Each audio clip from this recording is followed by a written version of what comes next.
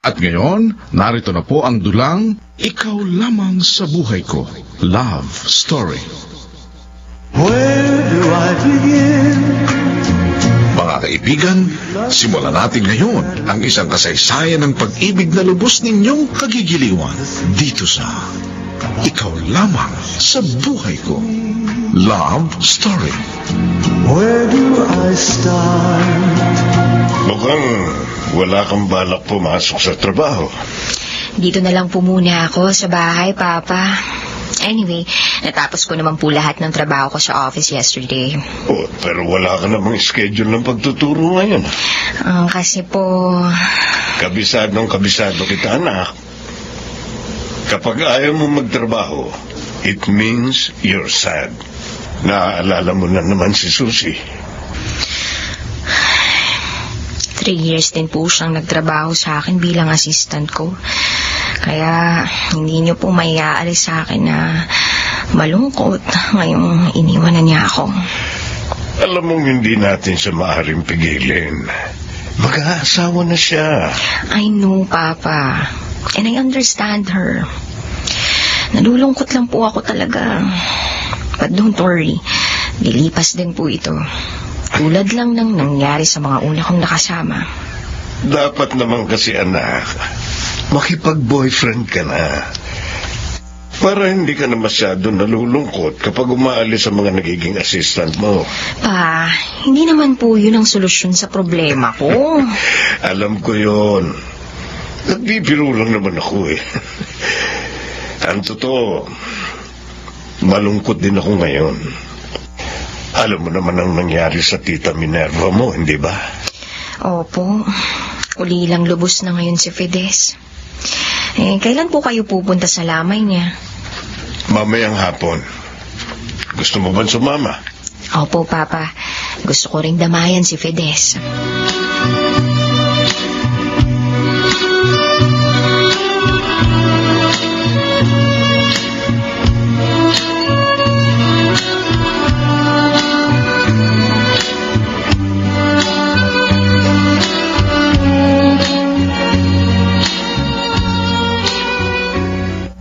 Fides. Pinsan. Tito Lauro, Venice, wala na si Inay. Iniwan niya na tayo. Nalulungkot ako na kahit ipinagamot ko si Minerva, hindi ko pa rin nailigtas ang aking kapatid. Walang naging silbi ang ginawa ko. Huwag niyo pong sabihin niya, Tito. Dahil hanggang sa huling sandali ni Inay, nagpapasalamat siya sa inyo. At nagpapasalamat din po ako dahil sa dami ng naitulong niyo sa amin.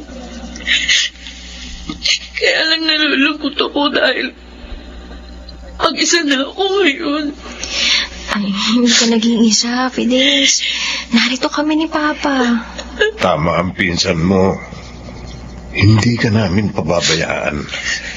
Tito, Sa amin ka natitira. Pag-aaralin kita.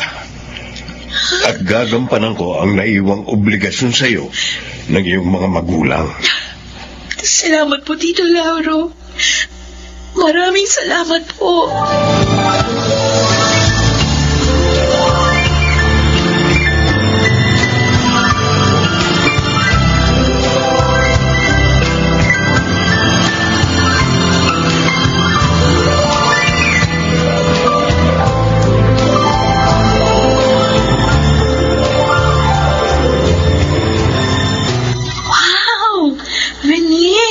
Ang ganda pala ng kwarto mo, tsaka ang laki.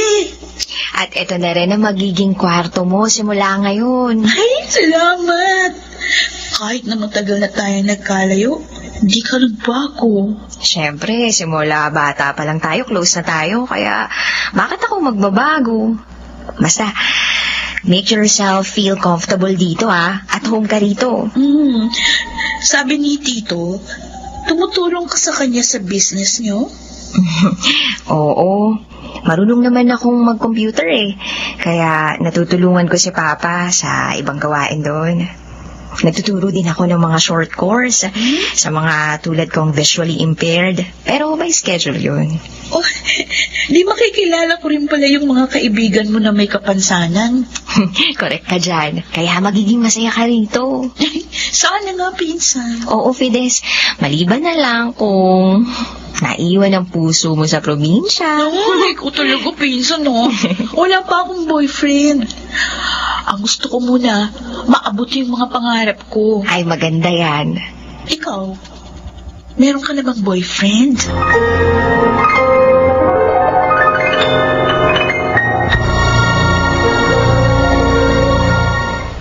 Where do I begin? Mga kaibigan, ating balikan ang dulang Ikaw Lamang sa Buhay Ko. Love Story. About the love she brings to me. Ayaw mo pang bumalik sa probinsya? Uy, bakit, Warren? Oo nga naman, anak. Noon, nag-resign ka sa office dahil sabi mo, mas gusto mong doon lang sa probinsya. Kaya sinamahan ka namin ng mami mo. Hindi pa ba maayos ang pakiramdam mo? I'm okay now, Mommy. Daddy, gusto ko lang sanang makita muna yung mga kaklase ko nung college bago tayo bumalik ng province. Ay, dadalawin mo sila? Bala ko po sanang mag-schedule ng meeting namin dito. Kung papayag po kayo. Okay lang, son. Okay lang. Basta't magiging masaya ka. Pero, huwag ka magpapagod, ha? Yes, Mommy. And thank you. Ay, may babalita nga pala ako sa iyo, anak. Ang kaibigan mo, si Fides, narito na rin siya sa Maynila. Ha? Paano po nangyari yun? Eh, may sakit ang nanay niya. Patay na si Minerva. Kaya si Fides, kinuha na ng Tito Lauro niya. Kawawa naman ang kaibigan ko. Tatawagan ko siya.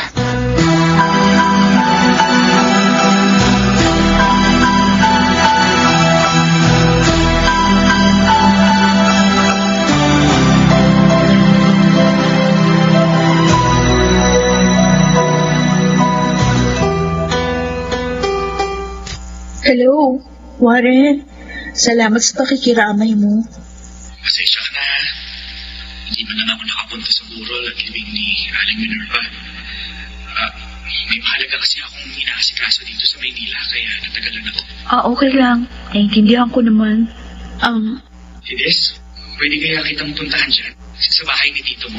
Para naman magkita tayo bago ako bumalik sa probinsya natin. Ha? Sandali. Itatanong ko muna kina tito kung pwede.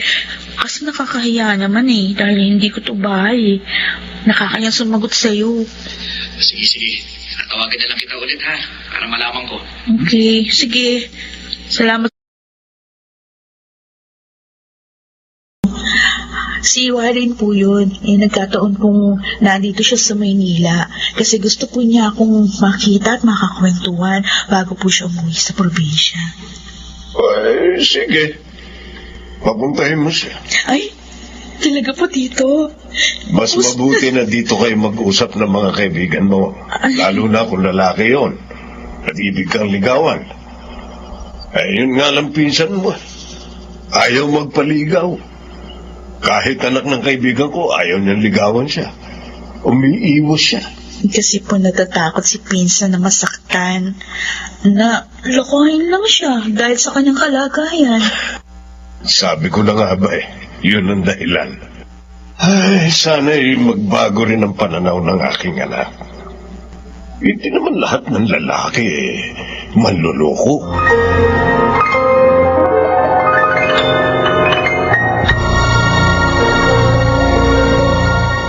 Where do I begin? Mga kaibigan, ating balikan ang dulang Ikaw Lamang sa Buhay Ko. Love Story. About the love she brings. Oh, son, bis na bis ka. May lakad ka ba? Yes, Daddy. Saan ka naman pupunta? Kina Mang Lauro, yung tito po ni Fides. Nagkausap kayo? Yes, Daddy. At pumayag naman itong si Mang Lauro na magpunta ako doon. Pero anak, Teka, isama mo ang driver natin, ha? para sa magmaneho ng kotse para sa'yo. Si Daddy naman. Kaya ko naman po eh. Warren, please. Sumunod ka na nga lang. Para din sa itong ginagawa namin. Ayaw namin na may masamang mangyari sa iyo.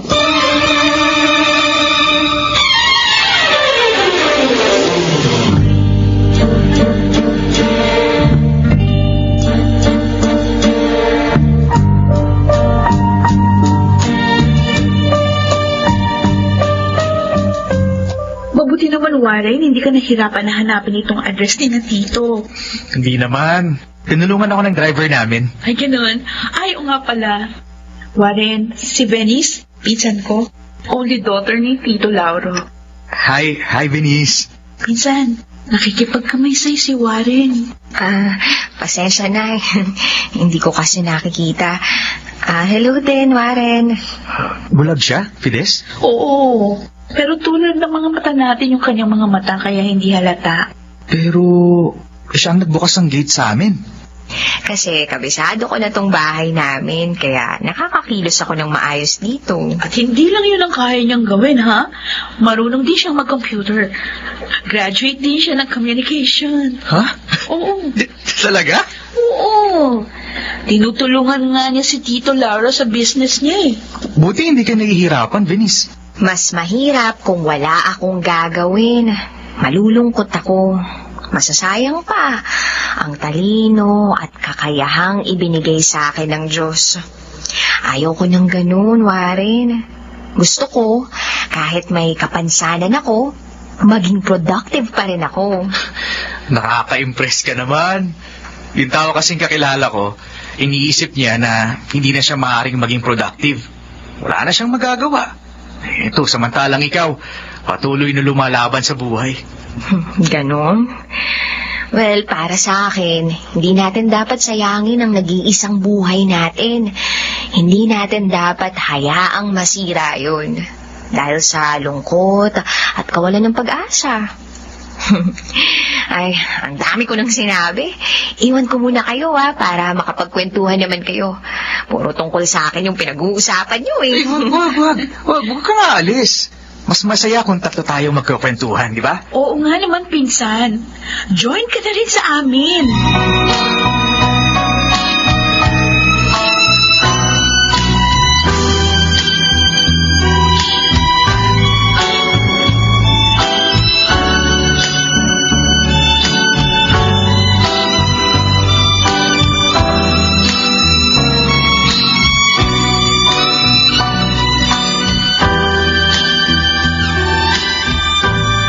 Gusto mong dito na muna mag-stay sa Manila, anak? Well, kung sa bagay, mainam yun. Nang madali ka matingnan ng iyong doktor. Daddy, gusto ko rin po sanang balikan ang trabaho ko sa office. Ha? Anong nangyari? At biglang nagbagong isip mo?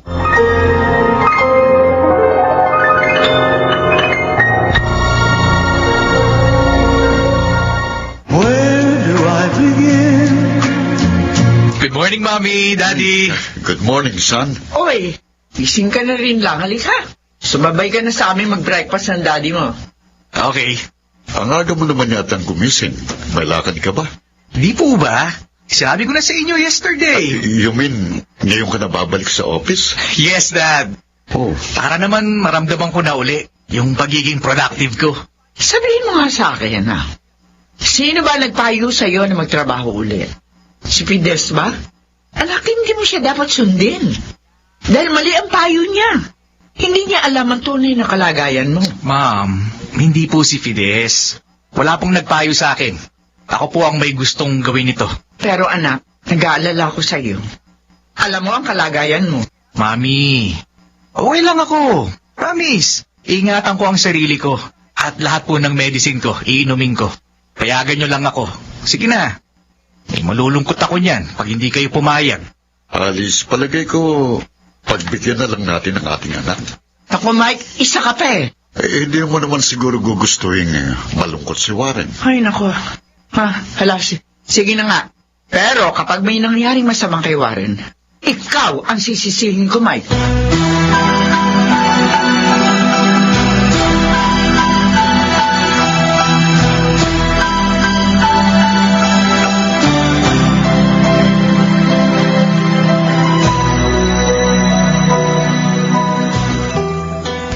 Upo ka, Warren. Salamat. Nagpunta sa mall si Fides eh. May binili lang. Pero kanina pa yun, kaya malamang pauwi na siya. Okay lang. Hindi naman ako nagmamadali. Tapos na yung mga ginagawa ko sa office. Pauwi na nga ako eh. Naisip ko lang na dumaan dito. Nag-uopisina ka pala. Pero sabi mo, sa probinsya ka nakastay. Kakabalik ko lang sa trabaho ko, Venice. Nagbago kasi ang isip ko. Ayoko nang umuwi ng probinsya. Bakit? Meron kasi akong na-realize na tama ka. Mahirap yung walang ginagawa. Malungkot.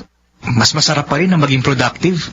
You mean, dati, feeling mo hindi ka productive? Parang ganun na nga. Kaya malungkot ako eh. Bakit? Huwag na natin pag-usapan yun. Anyway, kabago naman ako eh. Siya nga pala, may dala akong food. Ito. Hawakan mo. Ang laki ng kahon. Hulaan ko. Pizza to, no? Oh, ang galing mo naman. Paano mo nahulaan? Kasi favorite ko ang pizza, lalo na kung Hawaiian. Buti pala ito yung naisip kong dalhin para pagsaluhan nating tatlo. Ikaw palang magaling tsumamba eh.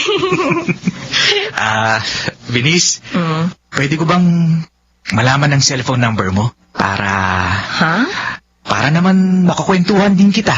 Tulad ni Fides.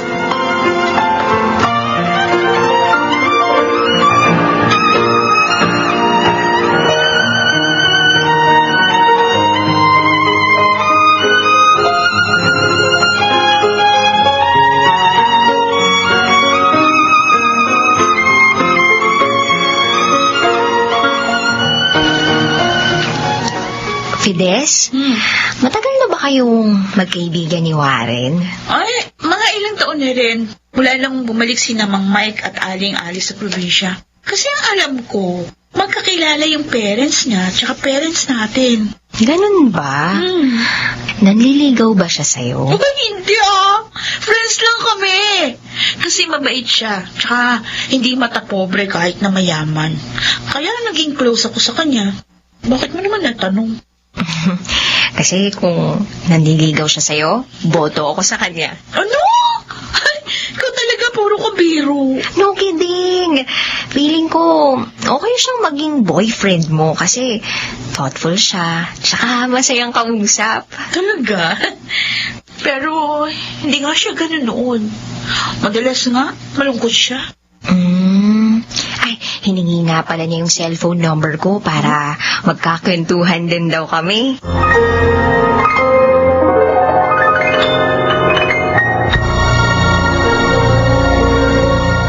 Where do I begin? Mga kaibigan, ating balikan ang dulang Ikaw Lamang sa Buhay Ko. Love Story. About the love she brings. Anak, kanina pa yung ka-text mo Sino ba yan? Si Warren po, Papa, yung kaibigan namin ni Fides. Yung anak ni Mike. Buti pa ang lalaking yun. Sinasagot mo pag tumawag at nag-text. Pero si Wendell na anak ng kaibigan ko, ayaw mong pansinin. I'm sorry po, Papa. Kasi naman, ang yabang niya. Wala nang magaling kundi siya. Oh, well, mukha nga mayabang ang batang yun. Tapos, nanliligaw pa siya sa akin. Naku, lalo lang akong naiinis. Anak, wala namang masamang ligawan ka. Dalaga ka. Mabait, maganda at matalino. Alam niyo naman pong ayaw ko na nililigawan ako. Tama na sa akin ang pakikipagkaibigan. Hanggang dun lang. Palagay mo, hindi man liligaw sa'yo si Warren? Papa, kung may gugustuhin man siya, I'm sure si Fides yun. Kasi matagal na silang friends. Kaya, safe ako kay Warren.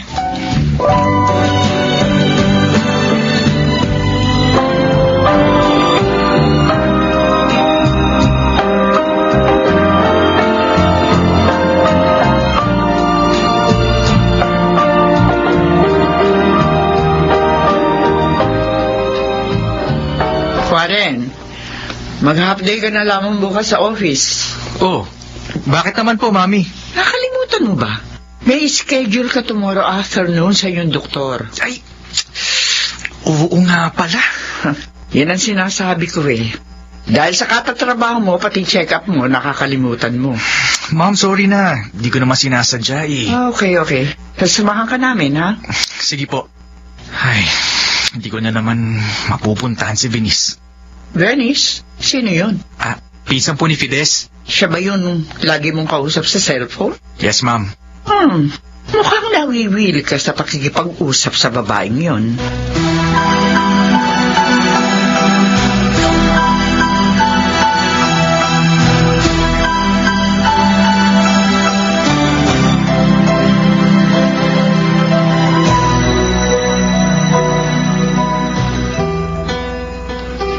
Kausap na naman ni Warren si Venice. Mas madalas na siyang tawagan ni Warren, kaysa sa akin. At kapag nagpupunta naman dito si Warren, pisan ko agad yung hinahanap niya. Halatang si Venice ang gusto niyang makita. Bakit ganun? May gusto kaya siya sa pinsan ko?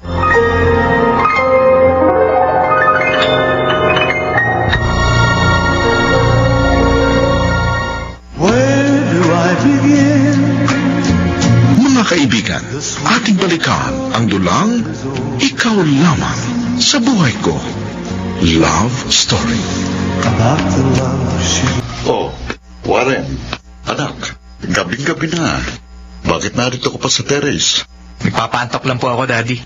May problema ka ba kaya ka hindi makatulog? Wala po. In fact, masayang-masaya nga po ako ngayon eh. Talaga lang, hindi po ako talaga dalawin ng antok. Anak, masama sa'yong mapuyat. Kapag nakakita ka ng mami mo, tiyak, mag-aalala na naman yun. Sandali lang naman po ito, Dad. Magpapahinga na rin po ako. O sige, pero huwag kang magtatagal dito, ha? Opo. Maiwan na kita. Bakit nga ba hindi ako makatulog? Hindi mawala sa isip ko si Venice. Ang pagkakwentuhan namin. Para bang nasasabik ako na lagi siyang makita at makausap. Bakit kaya ganitong nararamdaman ko? Hindi pa rin ako makatulog. Hindi mawala sa isip ko si Warren. Nakakatuwa siya. Sabi niya, masaya raw siya at nai-inspire raw siya pagkausap niya ako. Nakakatuwa talaga. Para bang napakagandang kanta sa pandinig ko ang mga sinasabi niya. Bakit ba ganito? Ang saya-saya ko pag kausap ko siya. Hindi ako nagsasawang alalahanin ng mga pagkukwentuhan namin. At pag hindi naman siya agad nakakatawag, namimiss ko siya. Hindi. Ibig kayang sabihin, may feelings ako sa kanya?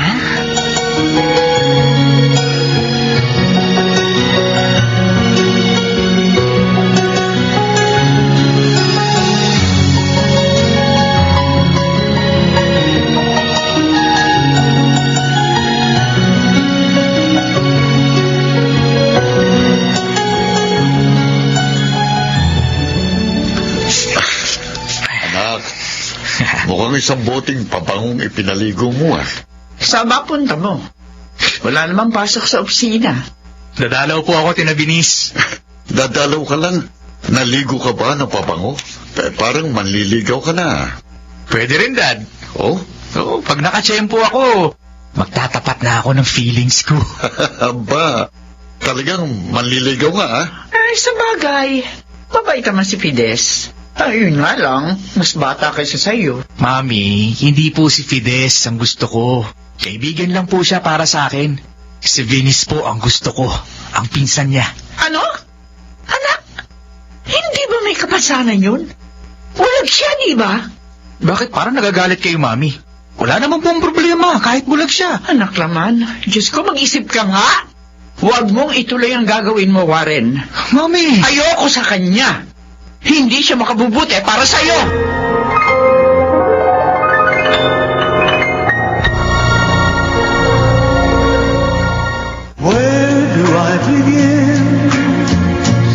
That's so unfair, Mommy!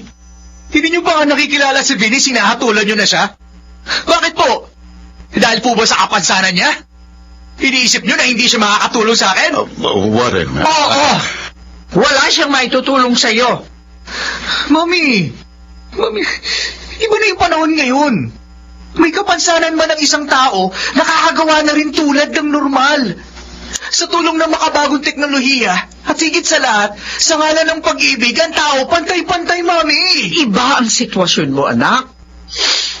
May sakit ka. At kung magmamahal ka, gusto ko yung maalagaan ka. Sa kalagayan ni Venice, paano niya gagawin yon? Ganong isa pa rin siya kalagain. Maging practical ka naman sana, anak.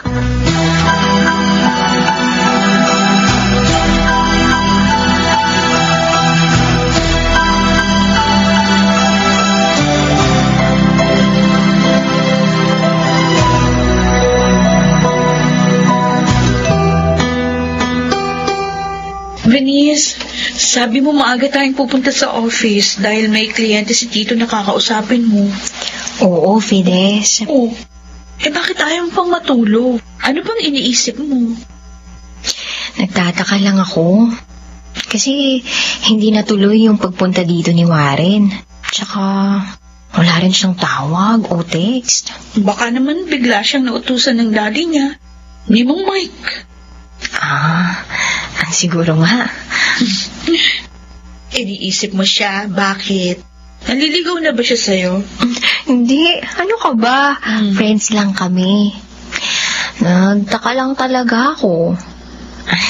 Ay, huwag na nga natin siyang pag-usapan. Mabuti pa, matulog na tayo. Ay, inaantok na ako eh. Okay, ikaw bahala. Good night, Fides. Good night.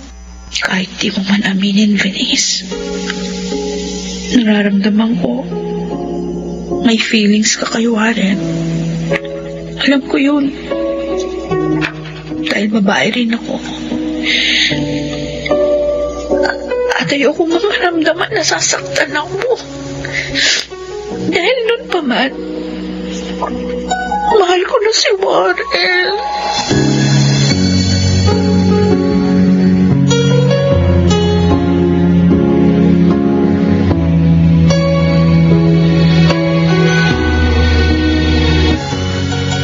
Tito Lauro, ano po yung mahalagang bagay na sasabihin niyo sa akin? Tungkol sa kaibigan mong si Warren, Bakit po, Tito? Ano po tungkol sa kanya? ano ba masasabi mo sa kanya? Mabait po siya. Seryoso sa buhay. May nobya na ba siya? Alam ko po wala. Bakit niyo po naitanong? Nanliligaw ba siya sa aking anak? Po? O kakaalam ko, hindi naman po. Pero masyado silang close. Oo nga po, napapansin ko rin yun. Wiling-wili at masaya si Warren kapag kausap si Venice. At ganun din naman ang aking anak. Baka naman po talagang magaan lang yung loob sa kanya ng kaibigan ko. Fides, pwede bang sabihin mo sa akin ang lahat ng nalalaman mo tungkol sa kanila? Okay po. Pero, Tito, iniisip niyo ba baka maglihim sa inyo si Venice? Hindi naman sa ganon. Gusto ko lang makatiyak na hindi mapapahamak ang aking anak.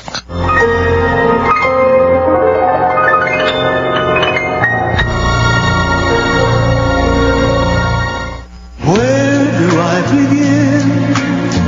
Mga kaibigan, ating balikan ang dulang Ikaw Lamang sa Buhay Ko. Love Story. About the love she gave. Para sa'yo, Venice. Ang favorite chocolate mo. Oh, nag-abala ka na naman.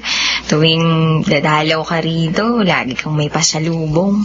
Masaya akong gawin yan. Ilang araw ka rin hindi nakapasyal, ah. Oo nga eh. May naging problema kasi. Ganun ba? Warren, kung ano man ang problema mo, naniniwala akong makakaya mo yun. Mukha namang magaling ka eh. Venice, mas makakaya ko yun kung kasama kita. Warren? Kasi lumalakas ang loob ko dahil sa'yo.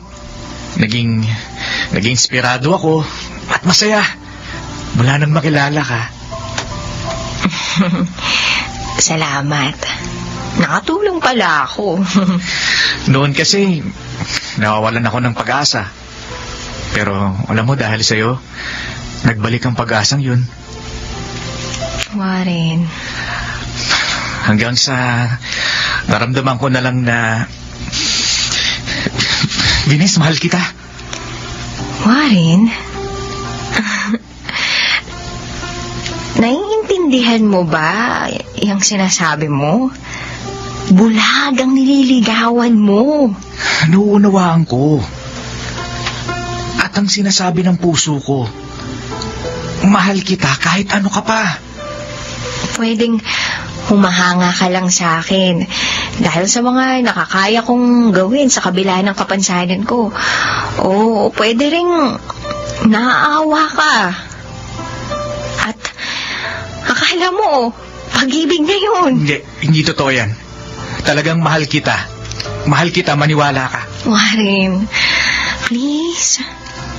Pag-isipan mo munang mabuti. At mag-iisip din ako.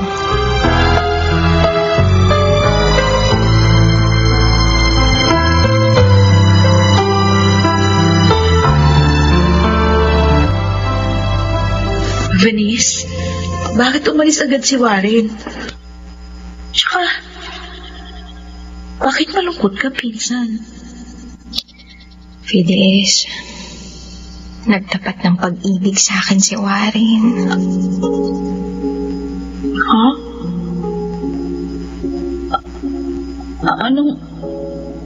Anong sinabi mo? Hindi ko siya sinagot. Sabi ko, mag-isip muna siya. Pero aminin mo, mahal mo rin siya, di ba? Nararamdaman ko yun, Venice, kasi babae rin ako. Hindi ko siya dapat mahalin. Mahihirapan lang siya kung magkakatuluyan kami. Nakikita mo naman yung kalagayan ko. Natatakot din ako na baka dumating yung panahon na magsawa siya at magbago. Magiging napakasakit nun para sa akin. Venice. Kaya hindi ko hihintayin mangyari pa yun. Ngayon pa lang, lalayuan ko na siya.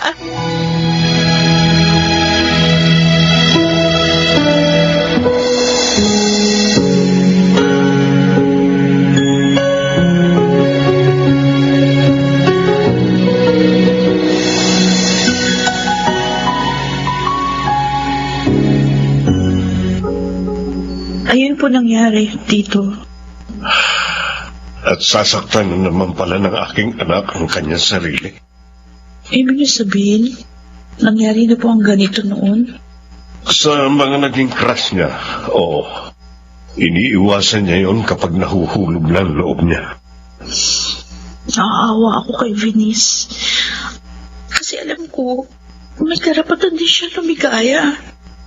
Fides, ikaw ang higit na nakakikilala kay Warren. Palagay mo ba, magagawa niyang saktan ang damdamin ng aking anak? Tito, mabait po siya. At tingin ko, hindi niya makakayang lukuhin ang aking pinsan.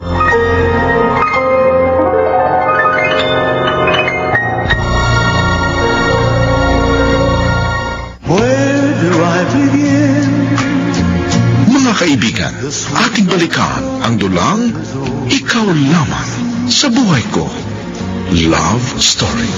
About the love she brings. Anak, nalulungkot ka. May problema ba? Daddy, hindi po sinasagot ni Venus ang mga text at tawag ko. Dahil sa kanya, nag-iisip ka ng ganyan? Anak, makasasama yun sa puso mo. Daddy, mahal ko po si Venus. Ngayon lang ako nagmahal ng ganito, Dad. Dad, umibig din kayo, di ba? Siguro naman, nauunawaan niyo ako. Bakit ba ayaw kanyang sagutin? Nagalit pa siya sa'yo? Tingin ko po, iniiwasan niya na ako eh. Dahil nagtapat na ako sa kanya. Itinuloy mo pa rin. Anak, huwag ka sanang masasaktan, ha? Kaya lang baka hindi ka niya mahal.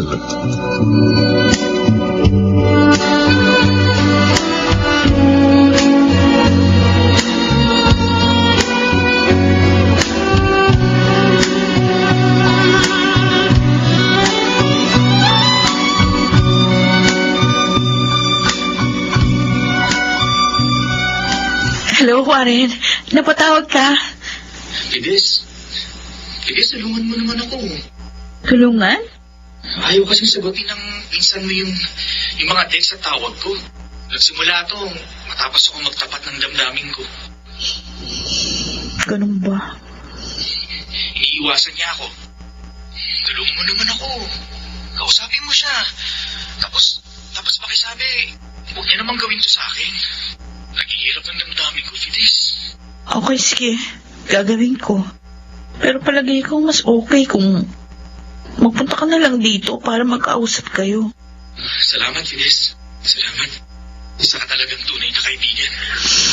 O sige na, Warren. Meron pa kasi akong gagawin eh. Bye. Sakit. Mahal kita, Warren. Pero ang pinsan ko, mahal mo. At mahalaga rin sa akin si Venice. Fides? Si Venice, hindi niya dapat maramdamang umiiyak ako. Bakit, Venice? Pakicheck mo naman ang monitor ng computer ko. Huminto kasi ang NVDA ko, kaya ayaw niyang magsalita. Okay, sige. Susunod na ako.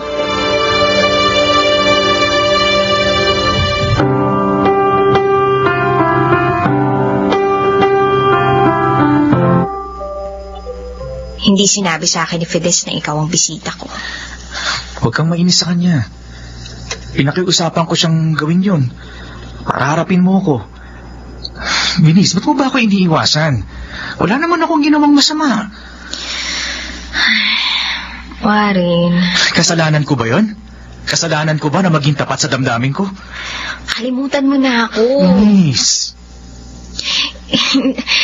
Hindi ko matatanggap ang pag-ibig mo. Pero bakit? Venice, mahal kita. Malinis ang hangarin ko sa'yo. Venice, pakiusap naman oh. Huwag mong gawin sa akin to. Hindi mo ba naiintindihan? Ayaw kong mahirapan ka. Kung yun ngang mga normal, nahihirapan sa buhay, lalo ka na kapag naging tayo. Kasi nga, bulag ako. Mahirapan man tayo, hindi kita iiwan. Lagi kitang alalayan at babantayan. Bigyan mo lang ako ng pagkakataong patunayan sa'yo ang katapatan ng damdamin ko. Hindi. Ayaw ko. Natatakot ako makipagsapalaran. Kalimutan mo na lang ako. Hindi, Venice. Ang kamay ko, Warren. Bitiwan mo. Kalilimutan lang kita kung sasabihin mo hindi mo ako mahal. Warren. Hindi mo masabi, no? Dahil mahal mo rin ako. Di ba? Di ba? Oo. Mahal din kita. Pero natatakot ako. Papawiin ng pag-ibig ko ang iyong takot.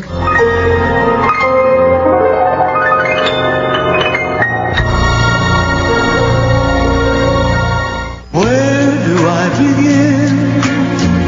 Natutuwa ako sa inyong pagtatapat, Venice. Warren?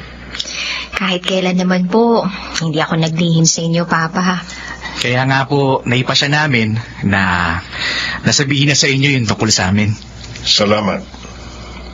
Hinahangaan ko ang lakas ng loob mong magtapat.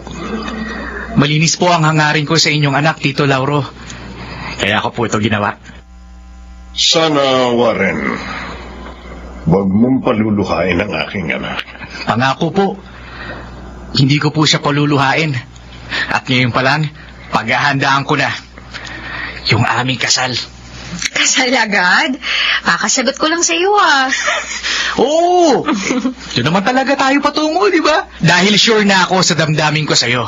At syempre, kasama sa bridesmaid si Fides. Di ba, Fides? Aha? Ay, oo ba? Ako yata ang nagpakilala sa inyong dalawa.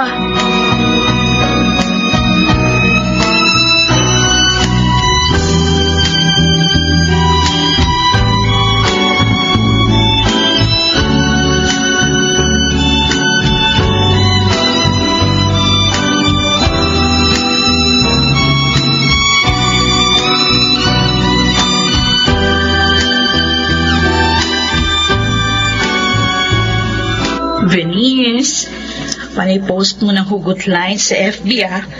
Tawang-tawa yung mga friends ko na nakakabasa. Good. Napatawa ko sila. Ang siya-siya ko kasi, Fides. At dahil yun kay Warren. Natural lang naman yun, eh. Dahil kayo na ngayon. Ganito pala, no? Kapag alam mong mahal ka rin ng taong mahal mo, hindi maipaliwanag ang happiness mo. Maligaya rin ako para sa inyo. Salamat sa'yo, Fides. Dumating ka rito. Dahil sa'yo, nakilala ko siya. At nakalaya na ako sa takot ko.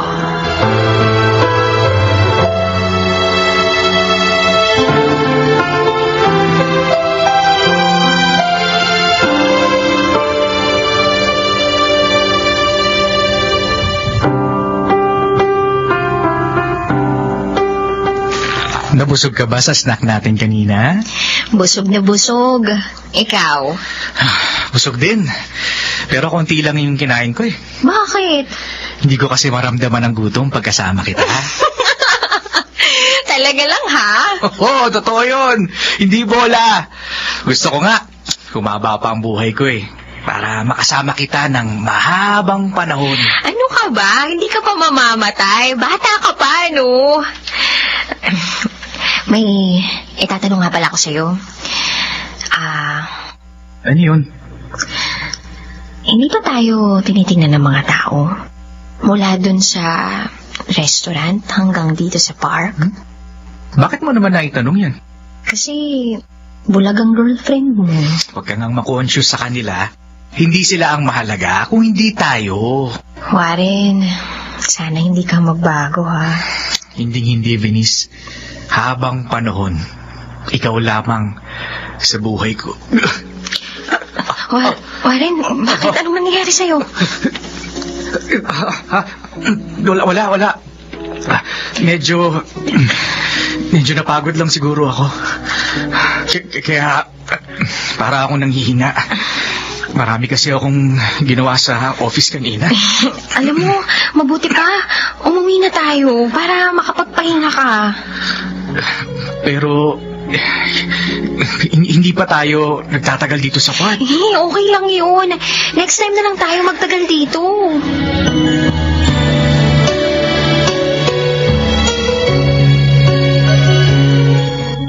Oh, anak. Gabi na. Magpahinga ka na. Bukas mo natapusin sa office yung mga papeles na yan. Mami, kaunti na lang po ito. Matatapos ko rin po to. Ay, bakit ba minamadali mo yan? Pwede naman bukas. Mamamasyal pa po kami ni Venice bukas.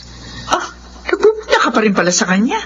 Ikaw talagang bata ka, lahat ang bawal sa iyo ginagawa mo. Pagpapagod, pagpupuyat, pag-iisip. Ano ka ba naman, anak? Kaya ko to, ma'am. Kaya... Warren! Bakit mo hinawakan ng dibdib mo? Mami, nahihirapan akong... Oh, Diyos ko! Kung ano ba sinasabi ko? Ay!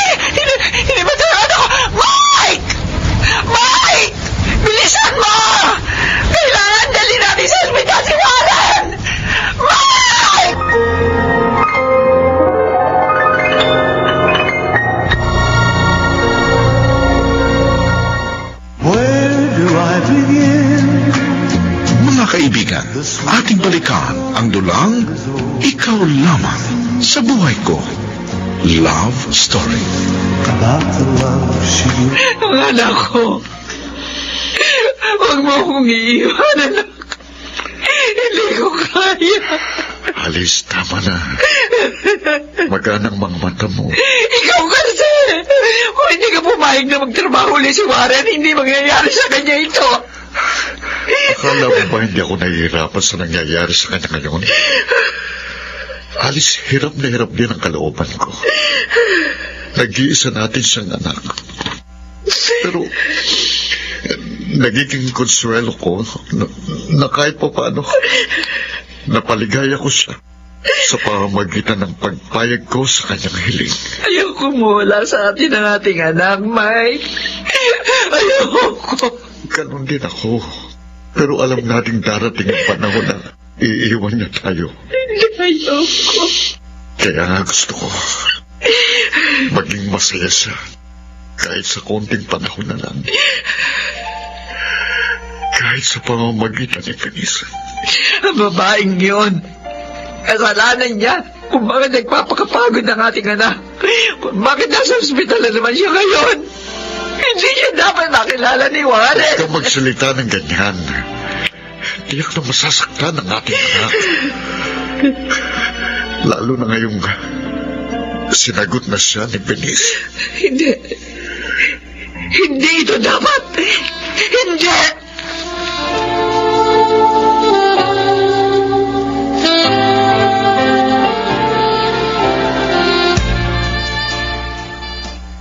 Bakit kaya ganun, Fides?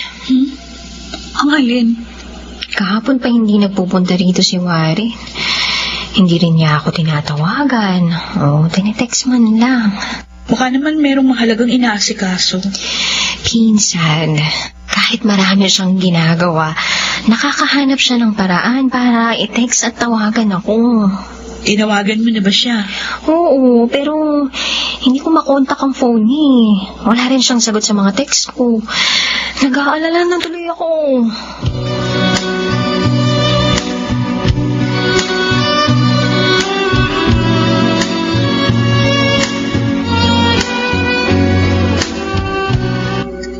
Uuwi ka?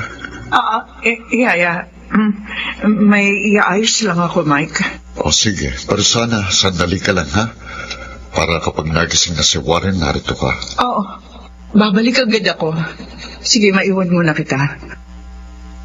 Ang sabi ng doktor, hindi pa rin bumubuti ang kalagayan ng aking anak.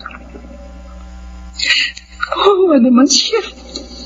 Napakabata pa niya para mawala. Si Belize, siya may kasalanan nito. Dapat nang maputol ang ugnayan nila ni Warren. Wala siya may tutulong sa aking anak. Napakahirap na ng kalagayan ni Warren.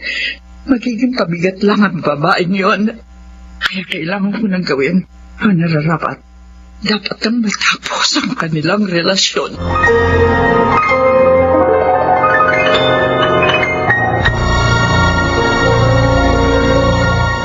Where do I begin? Mga kaibigan, ating balikan ang dulang Ikaw Lamang sa Buhay Ko. Love Story. About the love she gives. Ikaw pala si Benice. Ang sabi po ni Manang sa akin, kayo raw po ang mommy ni Warren. Ako nga, at aparito para makausap ka. Benice, hindi ako masamang tao. Mahal ko lang ang aking anak. Kaya ko ito ginagawa. Ano pong ibig niyong sabihin? Layuan mo na ang aking anak. Maawa ka sa kanya. Po? Ma'am, bakit po kayo umiiyak? May nangyari po ba kay Warren? Oo. At kasalanan mo kung bakit siya nasa ospital ngayon. Nasa ospital? Bakit po? Paano po siya? Bawal sa kanya ang magpuyat, ang magpagod, at ang lapis na pag-iisip. Pero lahat yun nagawa niya dahil sa iyo. Kaya sumumpong na naman ang sakit niya sa puso. Hindi. May sakit pala sa puso si Warren. Bata pa lamang siya. May problema na ang kanyang puso. Kaya gano'n na lang ang pag-iingat namin sa kanya. Nagagamot namin siya. Pero walang magawaan sa lapi. Nakikiusap ako sa iyo, Miss. Layuan mo na ang aking anak. Para humaba pa kahit kaunti ang buhay niya. Wala ka namang maitutulong sa kanya. Hindi mo siya maalagaan. Ma'am Alice. Lalo mo lang pahihirapin ang sitwasyon.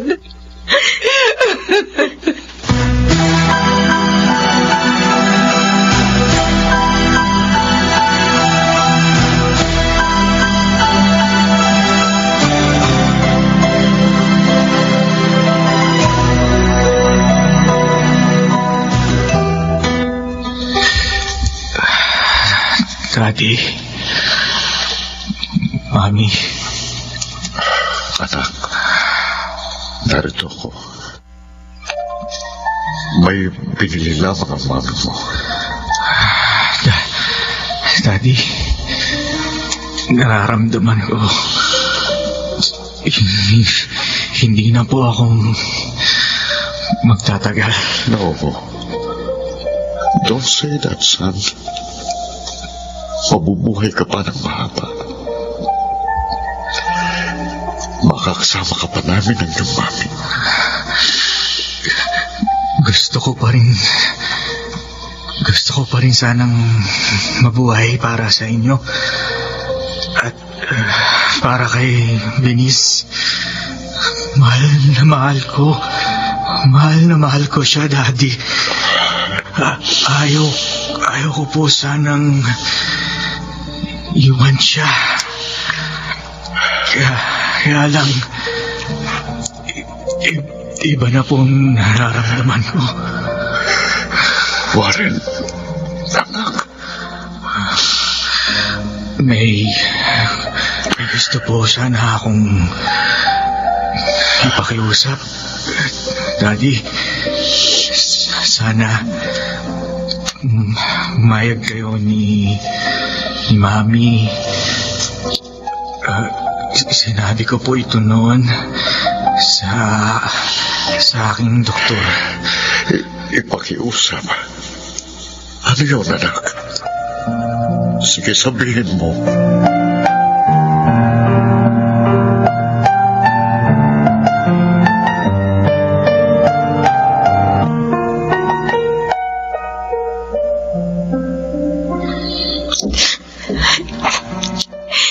Yun ang sabi ng mami niya, Fides. Papa. At kasalanan ko raw. Kaya sumumpong na naman ang sakit sa puso ni Warren. Hindi. Si Warren, may sakit sa puso. Babaeng yun, Bakit ka na sinisisi? Wala kang kasalanan sa nangyari. Please, Papa. Huwag na po kayong maghalit sa kanya. Tulungan niyo na lang po akong makarating sa ospital. Ano? Gusto kong makausap si Warren. Gusto kong malaman ang kalagayan niya. Benice, baka lalong magalit ang mami niya. Tama ang pinsan mo, anak. Baka saktan ka ng babaeng yun. Magmamakaawa ako sa kanya, Papa. At kung kailangan lumuhod ako, gagawin ko. Umayag lang siyang makausap ko ang mahal ko.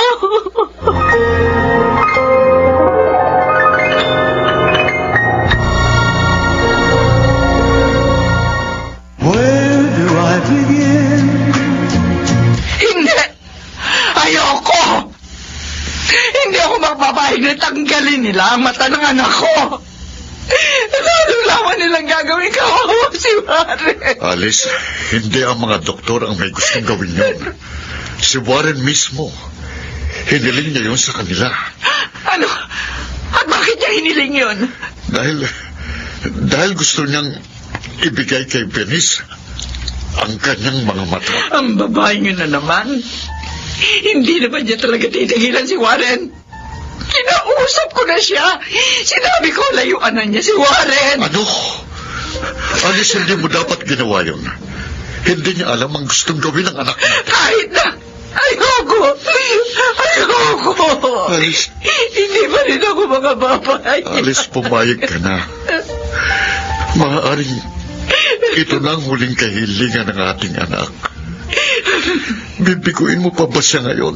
Ay, Mike, bakit kailangan mangyari ito kay Warren? Mabuting anak naman siya. Bakit siya pa? Masakit din ito sa akin. Pero sino tayo para tutulan ng kalooban ng may kapal? Para hindi ko makakaya mawala siya sa atin, Mike. Hindi ko kaya. Ang sabi ng doktor kanina, sikapin na lang nating maging maligaya ang mga huling sandali ni Warren.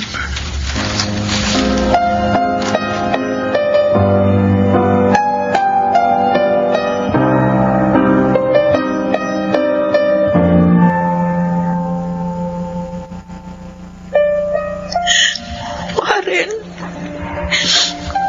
tulad ni Venice, alala na din ako sa'yo. Dahil mahal na mahal din kita. Pero gaano man kasakit ang maramdaman ko, hindi ko yun dapat ipakita sa lahat. Dahil wala akong karapatan. Dahil kayo ng pinsan ko, ang tunay na nagmamahalan.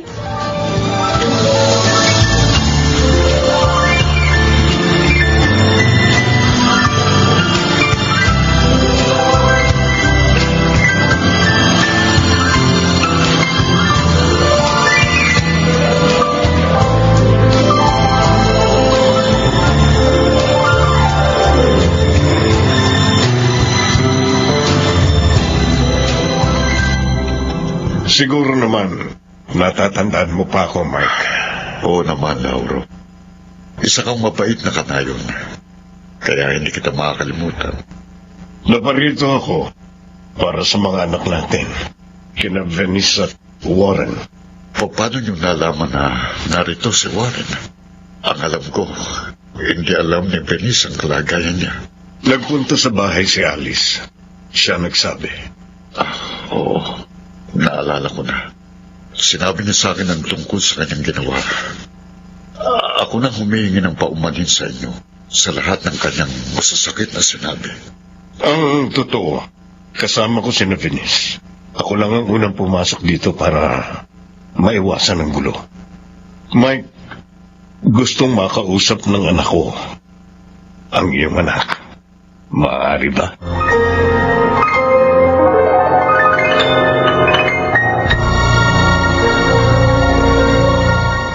Where do I begin? Mga kaibigan, ating balikan ang dulang Ikaw Lamang sa Buhay Ko. Love Story. About the love she Kayo? Ma'am, parang nyo na pong awa. Payagan nyo kung makausap si Warren. Kahit sandali lang. Parang nyo na pong awa. Huwag ka lumuhod sa akin. Mahal na mahal ko po ang anak ninyo, ma'am. Sige na. Tumayo ka na. Puntahan mo na siya. Maraming salamat po. Maraming salamat.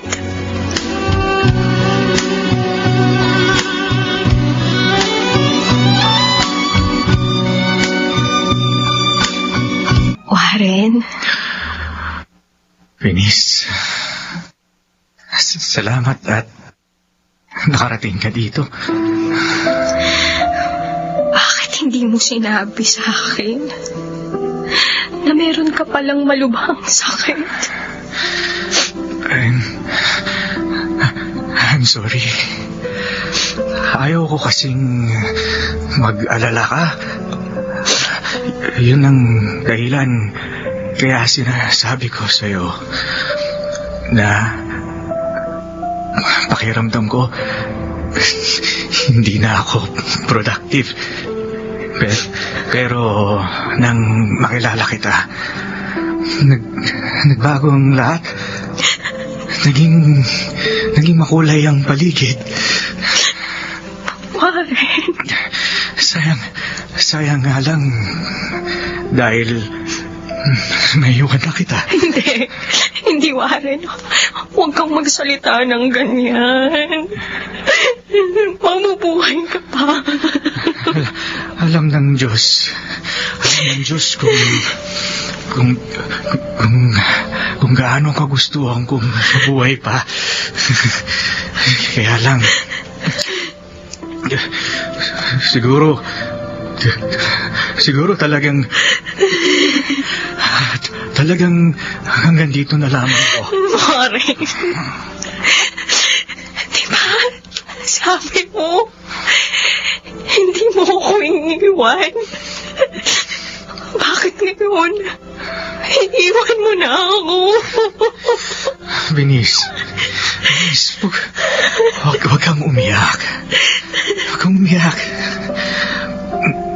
Matutupad rin ang pangako ko. Dahil iiwan ko sa'yo ang aking mga mata. Aalalayan at babantayan ka ng mga mata ko, Binis. Kahit wala na ako. Ikaw ang kailangan ko. Hindi ang mga mata mo. Binis. Magpapakasal ka ba sa akin? Kahit na ganito na ako. Kahit kailan at kahit saan, handa akong pakasal sa'yo. Kasi mahal na mahal kita, Warren.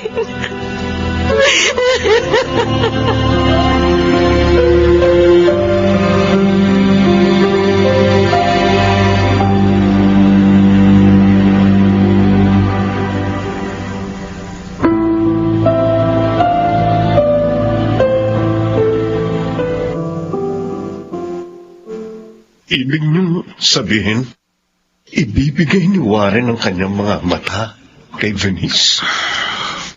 Oo, Lauro. Yun ang pakiusap niya sa amin ng kanyang mami. Noong una, ayokong pumayag. Dahil sabi ko, kawawa naman ang aking anak. Ganyan ang kalagayan niya. Aalisan pa ng mga mata. Pero naisip ko, lalo magiging kaawa-awa ang aming anak kung sasaktan ko kanyang damdamin sa kanya mga huling sandali. Maraming salamat sa inyong pagpayag. At hinahangaan ko ang kadakilaan ng pagmamahal ng inyong anak. Gusto raw nilang makasal sa madaling panahon. Aayusin natin ang lahat para makasal sila agad.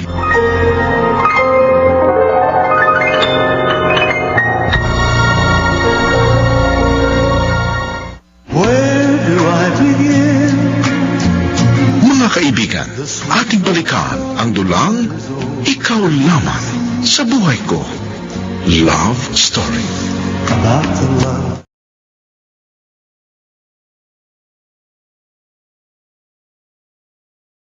Hindi ko alam, Venice. Hindi ko alam na nasaktan pala kita. At ngayong wala na siya, gusto mo naman kaming iwan. Venice, wala na ba kaming halaga sa'yo? Kahit kaunti.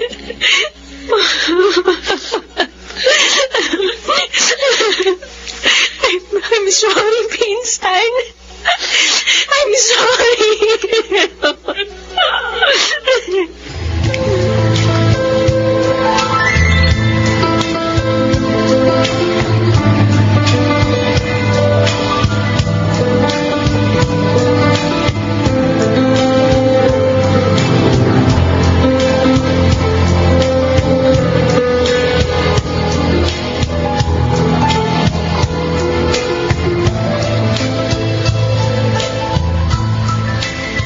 Denise, masaya kami't handa ka ng magpa-opera ngayon. Ngayon, magkakaroon na ng kaganapan ang kahilingan ni Warren. Opo, Mami. Daddy, hindi ko po sasayangin. Hindi ko po sasayangin ang mga matang binigay sa akin ng asawa ko. Iingatan ko po ito. Tulad ng pag-iingat ko sa pagmamahal namin.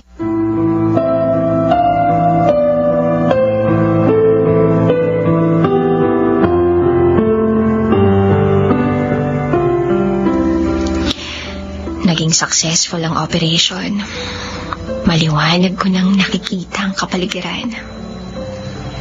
Maraming salamat sa mga mata mo, Warren.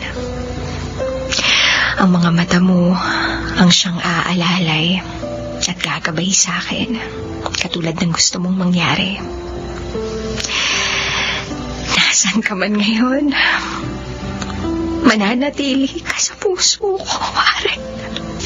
Ikaw lamang sa buhay ko.